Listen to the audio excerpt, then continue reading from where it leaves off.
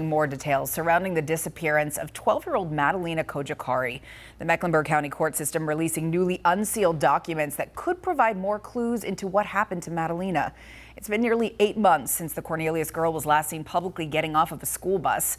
Both Madalina's mother, Diana Cojocari, this was actually the last video of her seen publicly, but her mother, Diana Cojocari, and her stepfather, Christopher Palmiter, they have been arrested and they've been in jail since December for failing to report her disappearance. WCNC Charlotte's Jesse Pierre live in Uptown. So Jesse, after combing through dozens of search warrants, what can you tell us? Did this reveal anything that will help us, I'm hoping, get closer to finding Madalina? Well, it definitely revealed several new details. You know, we're talking about 200 pages of documents, and there are several things that stick out. We're talking about recorded phone conversations in jail, finance records looked into, as well as evidence seized from the home, and details on when Madalina was last with her mother. There were also conversations surrounding the idea that Madalina was given away for money.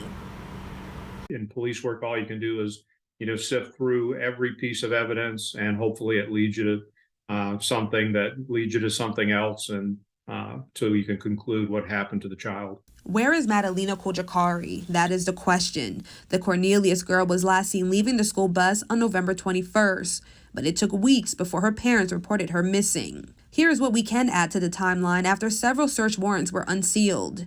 In a text message on December 2nd, Madalina's mother, Diana Cojocari, indicated that she was with her daughter. The next day, December 3rd, Diana was seen at a service station in Hickory, getting an oil change.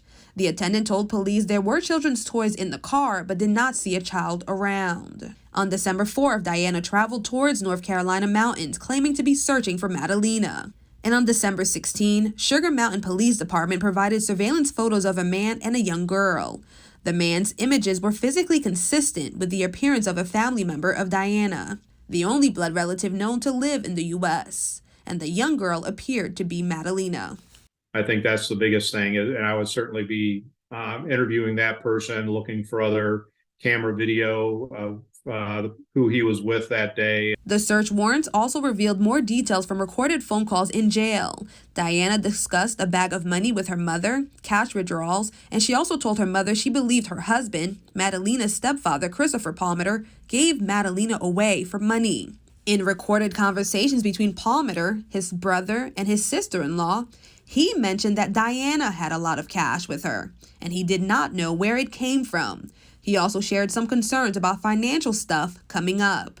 Law enforcement expert Dr. Roy Taylor says all inmates do know their communications are monitored. I don't know if it's a effort on both their parts to deny their involvement, and they are both involved, or one's telling the truth and one isn't. And again, it's just going to be a matter of time and looking at the financial records. Now, banking and credit card documents were also seized. Police looking into any patterns or activity that may link back to Madalina's disappearance. Now, we also learned that the stepfather was housed with an informant in jail. We'll have more on that coming up at 6. Live in Uptown, Jesse Pierre, WCNC Charlotte. Jesse, thanks so much.